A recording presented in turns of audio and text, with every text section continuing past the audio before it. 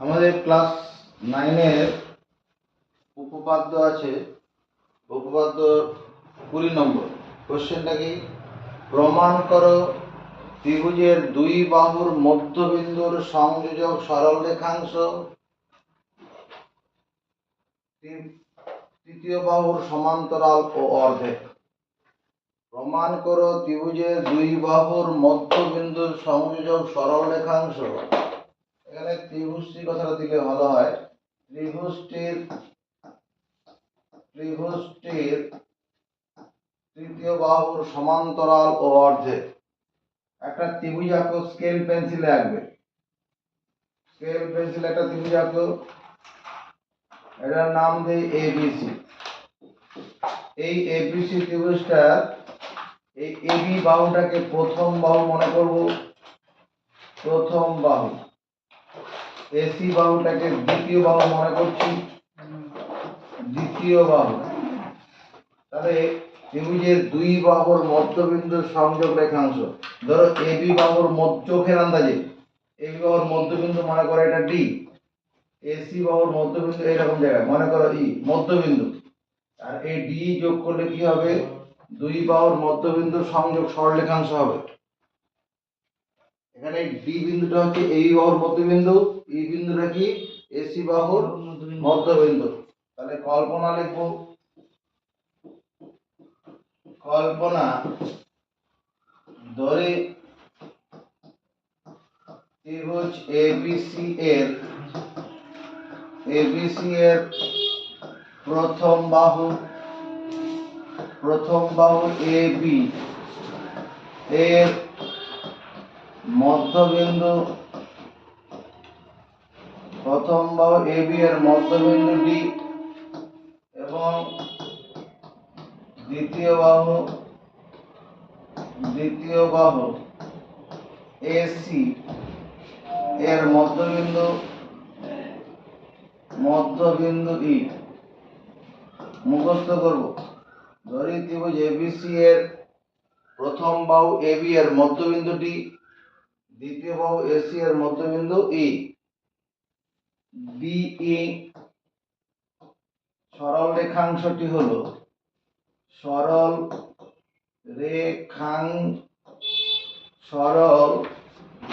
রেখাংশটি হলো কি? দুই বাহুর মধ্যবিন্দুর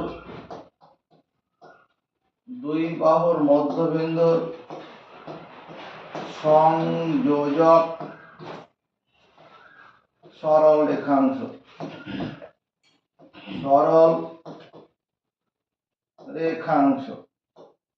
ডিই সরল রেখাংশটি হলো দুই বাহুর মধ্যবিন্দুর সংযোজক সরল রেখাংশ। ডিই সরল রেখাংশটি হলো, এটা ভালো, ডিই সরল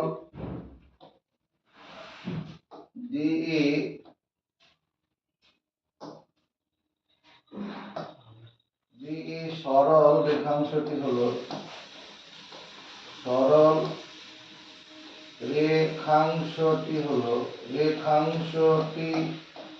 হলো,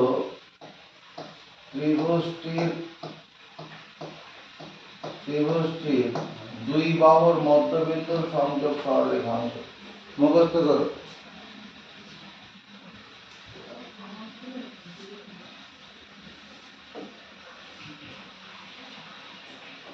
মুখস্থ।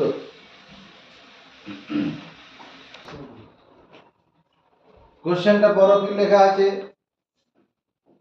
প্রামাণ্য বিষয়। মানে কি প্রমাণ করতে? প্রমাণ করো ত্রিভুজের দুই বাহুর মধ্যবিন্দু সংযোগ সরলরেখাংশ। ত্রিভুজের দুই বাহুর মধ্যবিন্দু সংযোগ সরলরেখাংশ বলতে কার কথা বলা হচ্ছে? এই ডি রেখাংশ কথা বলা হচ্ছে। দুই বাহুর মধ্যবিন্দু সংযোগ সরলরেখাংশ মানে ডি। আমাকে প্রমাণ করতে হবে,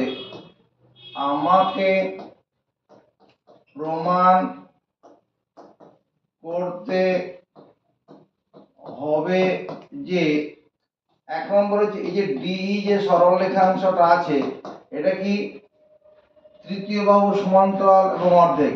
এটা সমান্তরাল হবে, তৃতীয় বাহু বলতে কি বিসি বাহু। এখানে তৃতীয় বাহু বলতে ডি সরলরেখাংশ সমান্তরাল বিসি বাহু। আর কি প্রমাণ করতে বলছে, এই বি সরলরেখাংশ সমান হাফ ইনটু, এখানে বাহু না বলে এই উপরে এরকম দাগ দিয়ে দিলেই হবে। এটা মানে এই এটা উপরে দাগটা মানে বাহু হয়ে যাবে। ডি সরলরেখাংশ সমান হাফ ইনটু বিসি, এটা প্রমাণ করতে হবে। দুই বাহুর মধ্যবিন্দু সংযোগ সরলরেখাংশ মানে ডি, ডি রেখাংশ কি ত্রিভুজটির তৃতীয় বাহুর সমান্তরাল ও অর্ধেক। তৃতীয় বাহু বলতে বিসি বাহু। এই বিসি বাহুটা তৃতীয় বাহু, বিসি বাহুটা কিরকম বাহু, তৃতীয় বাহু, তার সমান্তরাল, এটা সমান্তরাল চিহ্ন আর এটা অর্ধেক।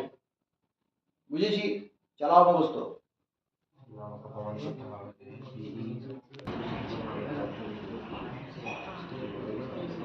প্রামাণ্য বিষয় লেখার পরে কোনো একটা উপপাদ্য প্রমাণ করার জন্য যদি কিছু আঁকতে হয়, সেটা অঙ্কন হিসাবে লিখতে হবে।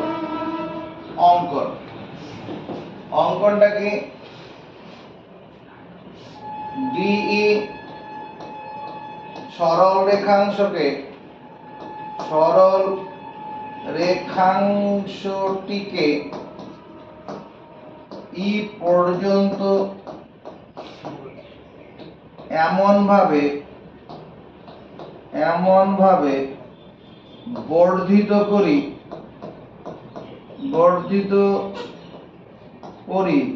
যেন ডিই সরলরেখাংশ সমান ইএফ হয়। ডিই যে সরলরেখাংশটা আছে এটাকে এফ পর্যন্ত বাড়াবো। এফ, এই ডি এর যা দৈর্ঘ্য ইএফ এর দৈর্ঘ্য তাই হবে। দাঁড়ি সি এফ যুক্ত করি, সি এর সঙ্গে এফ যোগ করব। মুখস্থ করো অঙ্কন।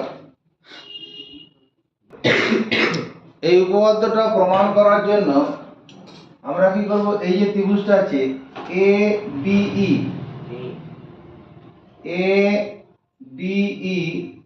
এই ত্রিভুজটা হচ্ছে 1 নম্বর ত্রিভুজ। আর ইসিএফ এই দুটো ত্রিভুজকে প্রথমে সর্বসম প্রমাণ করছি। তাকাও,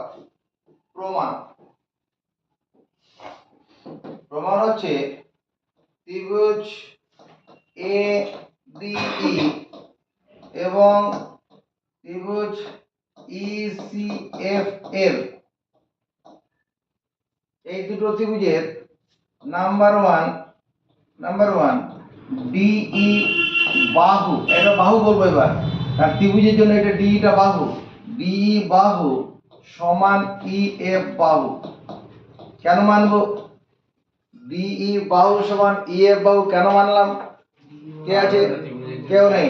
এটা অঙ্কনানুসারে, উপরে লাইনটা দিয়ে আছে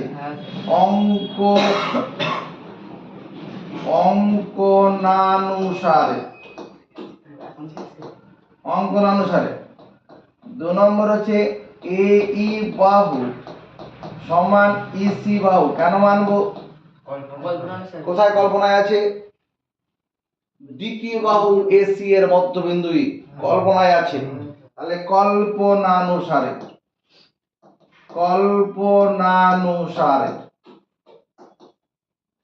3 নম্বর, এই যে ডিই আর এই দুটো বাহুর মধ্যবর্তী কোণ কি? বাহুদ্বয়ের মধ্যবর্তী কোণ, বাহুদ্বয়ের মধ্যবর্তী কোণ নাম কি? AED সমান, আবার ইএফ আর ইসি, ইএফ মানে এটা, ইসি মানে এটা, এই দুটো বাহুর মধ্যবর্তী কোণ এটা বাহুদ্বয়ের মধ্যবর্তী কোণ, বাহুদ্বয়ের মধ্যবর্তী কোণ সিইএফ। এই বাহুদের মধ্যবর্তী কোণ দুটো লিখলাম, এরা সমান কেন হবে? এই যে বাহুদ্বয়ের মধ্যবর্তী, বাহুদ্বয় বলতে এই যে ডিই আর এই দুটো বাহুর মধ্যবর্তী কোণ এটা, আবার ইএফ আর ইসি এই দুটো বাহুর মধ্যবর্তী কোণ এটা, এই দুটো কোণ সমান। কোণ ক্ষমতার বলে বিপ্রতীপ কোণ। বিপ্রতীপ কোণ। বিপ্রতীপ কোণ, বিপ্রতীপ কোণ সমান হয়, ক্লাস 8 আমরা পড়েছি। তাহলে কি দাঁড়ালো? প্রথম ত্রিভুজের দুটি বাহু ও বাহু দুটির মধ্যবর্তী কোণের সঙ্গে দ্বিতীয় ত্রিভুজের দুটি বাহু ও বাহু দুটির মধ্যবর্তী কোণ সমান। কি পেলাম আমরা? প্রথম ত্রিভুজের দুটি বাহু ও বাহু দুটির মধ্যবর্তী কোণের সঙ্গে দ্বিতীয় ত্রিভুজের দুটি বাহু ও বাহু দুটির মধ্যবর্তী কোণ সমান। অতএব আমরা কি বলবো? ত্রিভুজ এ ডি ই সর্বসম। ত্রিভুজ ই সি এফ কোন শর্ত দিয়ে হলো? এস এ এস, বাহু কোণ বাহু শর্ত। প্রথম ত্রিভুজের দুটি বাহু ও বাহু দুটির মধ্যবর্তী কোণের সঙ্গে দ্বিতীয় ত্রিভুজের দুটি বাহু ও বাহু দুটির মধ্যবর্তী কোণ সমান। ত্রিভুজ দুটি সর্বসম। চলো মুখস্থ করি। আমাদের কি পড়া আছে? দুটি ত্রিভুজ সর্বসম হলে কি ঘটনা ঘটে? দুটি ত্রিভুজ সর্বসম হলে সমান বাহুর বিপরীত কোণ সমান হয়। সমান কোণের বিপরীত বাহু সমান হয়। দুটি ত্রিভুজ সর্বসম হলে সমান বাহুর বিপরীত কোণ সমান হয়। সমান বাহুর বিপরীত কোণ সমান হয়। আর এটা কি? সমান কোণের বিপরীত বাহু সমান হবে। এদিকে তাকাও, এই যে কোণটা আছে, এই কোণটার বিপরীত বাহু কোনটা? এই কোণটা এইডি, এই কোণটার বিপরীত বাহু সাফিয়া। কোণ এইডি এর বিপরীত বাহু, জ্যামিতির ভাষায় বিপরীতে মানে সামনে, জ্যামিতির ভাষায় বিপরীতে মানে সামনে। নীল প্রধান, কোণ এইডি এই কোণটার বিপরীত বাহু কোনটা? হ্যাঁ, তুই চিনতে পারছিস না? আরে এই ডিটাই তো হবে এর সামনে, এই কোণটার সামনে তো এই বাহুটাই আছে, অন্য কি আছে? তাহলে এডি বাহু, এডি বাহু সমান এই কোণটার সঙ্গে এই কোণটা সমান, তার বিপরীত বাহু কোনটা? সাফিয়া। এই কোণটার বিপরীত বাহু কোনটা? এই কোণটার সঙ্গে এই কোণটা সমান, এর বিপরীত বাহু কোনটা? পারবে না? নীল প্রধান, তো এফসি, এফসি এফসি এফসি লিখলে হবে এডি। হ্যাঁ ঠিক আছে, এফসি হোক, কোনো অসুবিধা নেই, এফসি। তাহলে দুটি ত্রিভুজ সর্বসম হলে সমান কোণের বিপরীত বাহু সমান, এই জায়গাটা পেলাম। এবং আরেকটা জিনিস হবে, সমান বাহুর বিপরীত কোণও সমান হবে। সমান বাহুর বিপরীত কোণ সমান, নজর রাখবে। সমান বাহুর বিপরীত কোণ, এই যে ডি বাহুটা আছে, এই ডি বাহুটার বিপরীত দিকের কোণটা কি? এই ডি বাহুটার বিপরীত দিকের কোণ Sayantan D A C, D A E, D A E বল, এই কোণটা বল। এই কোণটা, এই বাহুটার বিপরীত দিকের কোণ, এটা নাম কি কোণটার? কোণ ডি এ ই। এই বাহুটার সঙ্গে ই এফ বাহুটা সমান, ই এফ বাহুটা সমান, তার বিপরীত দিকের কোণ এটা, এই কোণটার নাম কি? কোণ ই সি এফ। দুটি ত্রিভুজ সর্বসম হলে কি হবে? সমান বাহুর বিপরীত কোণ সমান হবে। আর এটা সমান কোণের বিপরীত বাহু হলো, আর এটা সমান বাহুর বিপরীত কোণ। ভালো করে বলে দিকে দেখাও, এই দুটো কোণ দেখতে কেমন? এই যে এই দুটো কোণ এইরকম দেখতে, এরকম দেখতে না? সোজা জেড এটা।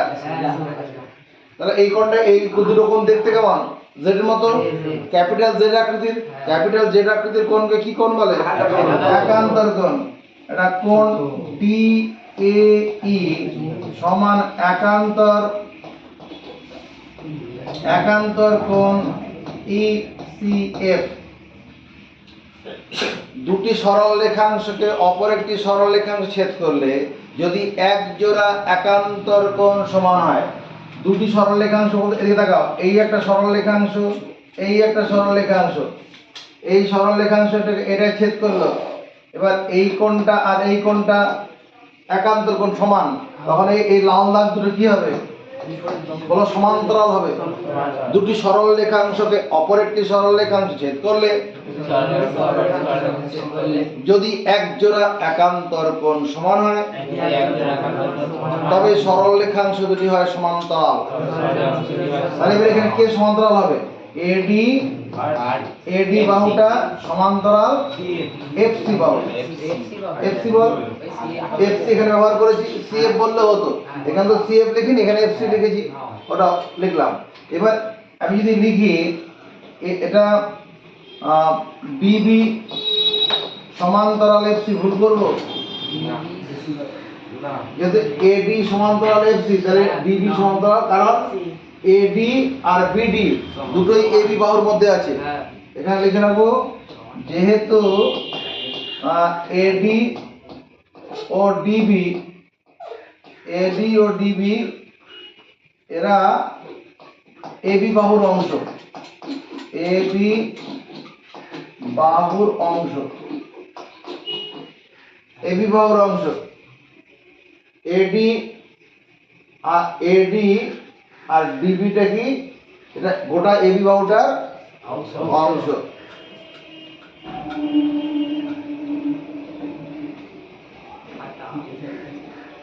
এটাকে 1 নম্বর দিয়ে দিলাম, এটা 2 নম্বর দিলাম। দায়িত্ব নেব মুখস্থ করার। এই দিকটা পড়ার সময় এদিকে পড়বো, এদিকটা পড়ার সময় এদিকে পড়বো।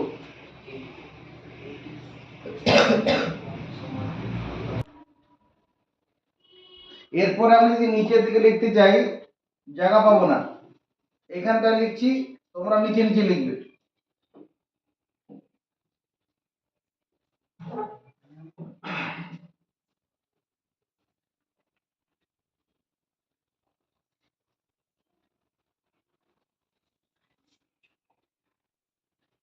এখানে একটা কাজ করে নি, কল্পনানুসারে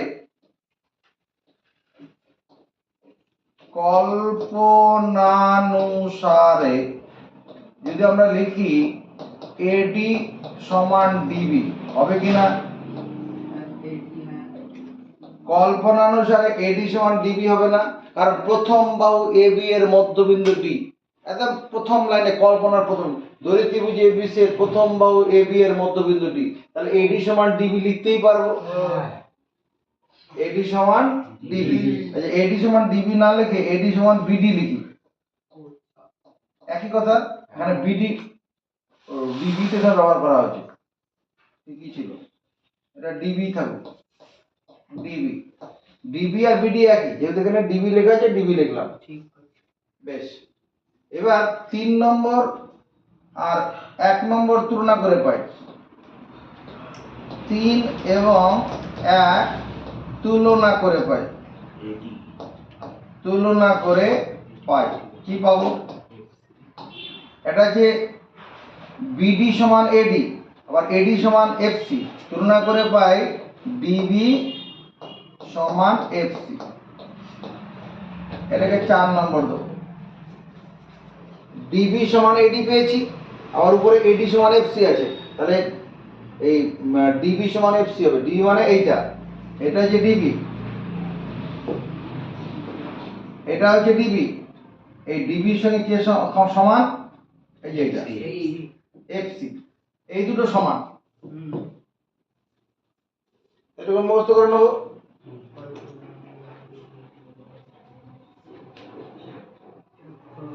এরপরে আমি যদি নিচের দিকে লিখতে যাই ছবিটা ঢাকা পড়ে যাবে, আমি লেখাটাকে এইদিকে সরিয়ে নিচ্ছি, এখানটায় লিখছি, তোরা নিচে নিচে লিখবি। এবার দেখো ডি ডিবিসিএফ, এটা একটা কি জিনিস? ডিবিসিএফ চতুর্ভুজ, ডিবিসিএফ চতুর্ভুজের, ডিবিসিএফ চতুর্ভুজের আমি এত কষ্টই বা করতে যাচ্ছি কেন, এটা লিখে দাও।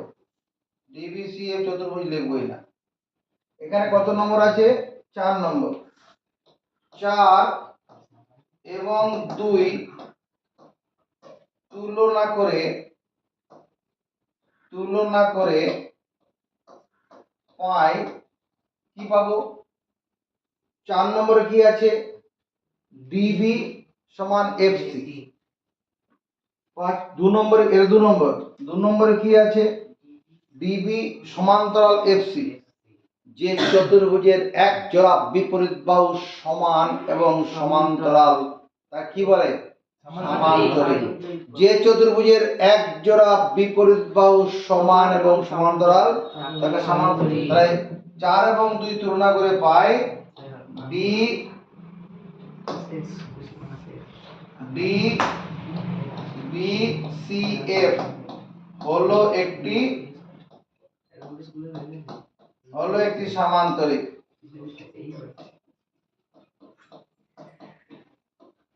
মানবো সামান্তরিক। এটা কেন মানলাম? কারণ এই চতুর্ভুজটার এই যে ডি বি সি এফ চতুর্ভুজটির এক জোড়া বিপরীত বাহু সমান এবং সমান্তরাল দেখাতে পেরেছি। আমরা এই ক্লাস 9 এ পড়েছি সামান্তরিকের বিপরীত বাহুগুলো কি হয়? সমান এবং সমান্তরাল হয়। সামান্তরিকের বিপরীত বাহু সমান এবং সমান্তরাল। তাহলে আমি যদি এরপরে লিখি অতএব ডিএফ এই বাহুটা সমান্তরাল বিসি বাহু এবং ডিএফ বাহুটা সমান বিসি বাহু। মানবো কি না? হ্যাঁ। সামান্তরিকের বিপরীত বাহু সমান হবে সমান্তরাল হবে। প্রথমে এটা সমান্তরাল লিখেছি, পরে সমান লিখলাম, কোনো অসুবিধা নেই। সামান্তরিকের বিপরীত বাহু সমান এবং সমান্তরাল আছে, এখানে সমান্তরাল আছে। তাহলে এই যে ডিএফ সমান্তরাল বিসি, বোর্ডের দিকে তাকাও, ডিএফ সমান্তরাল বিসি যদি আমি এখানে লিখে দেই ডিই সমান্তরাল বিসি হবে কিনা? হবে। ডিই সমান্তরাল, কারণ ডিই আর ডিএফ আর ডি ইএফ এর অংশ তো। ডিইটা ডিএফ এর অংশ। ডিইটা কি? ডিই কমা ডিএফ এর অংশ। এটা প্রমাণ হয়ে যাওয়া মানে কি এক প্রামাণ্য বিষয়ের একটা অংশ হয়ে গেছে। এবারে দিকে দেখাও, এই যে ডিএফ আছে, ডিএফটাকে যদি কোনো ছেলে এরকম লেখে ডিই প্লাস ইএফ, আর এখানে ডান দিকে যেমন বিসি আছে থাকুক, ডিএফটাকে ডিই প্লাস ডিই লিখলো, আকার সঙ্গে মেলাও। ডিএফ মানে এতটা দৈর্ঘ্য, এটাকে এইটুকুন প্লাস এইটুকুন লেখা হলো। এবার এই যে ই এখানে ডি ডি থাকুক, এই ডিটা ডি থাকলো, আর এই ইএফ এর জন্য ডি লেখা হলো। আপত্তি করব? এই ডি ইএফ এর বদলে ডি লিখলাম, কোন ক্ষমতার বলে? অঙ্কনে আছে। অঙ্কন কোথায় করা ছিল? এই যে এখানে ডি সমান ইএফ অঙ্কন অনুসারে, অঙ্কন অনুসারে এখানে লিখে দিলে ভালো হয়। অঙ্কন অনুসারে নীল প্রধান x প্লাস x মানে কত? 1। x প্লাস x মানে 1, তো প্লাকে মুখস্থ করাবি। তো x প্লাস x মানে কত? x square. তুমি x স্কয়ার আজকে থেকে জেনে রাখো, x প্লাস x মানে x স্কয়ার হয় না।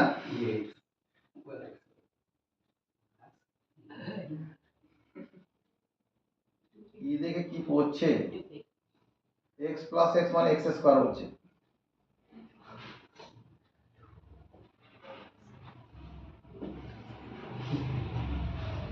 x প্লাস x মানে 2x হয়, a প্লাস a মানে 2a হয়, টাকা প্লাস টাকা মানে 2 টাকা হয়, স্কয়ার অন্যভাবে হয়, গুণন করলে হয়।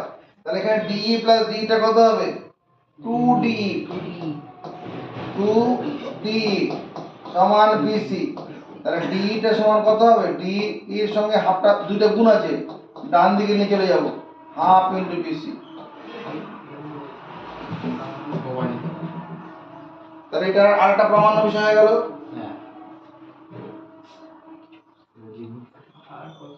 বুঝতে পারছি না কোনখানে কোনখানে আছে। হ্যাঁ ঠিক আছে, ঠিক আছে, বুঝিয়ে তো নেব, কিন্তু এখন কি বুঝতে পারছিস না? মানে হ্যাঁ আরে কিছু কর তো। ঠিকই আছে।